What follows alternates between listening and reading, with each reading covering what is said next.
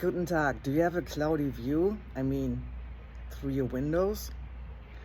That might be that the windows have lost their seal and you see little droplets in between or little cloud in between, and you cannot wipe them off from the inside or the outside.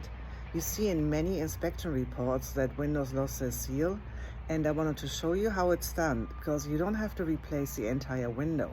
You just have to replace the glass inside the frame. So here's how it's done.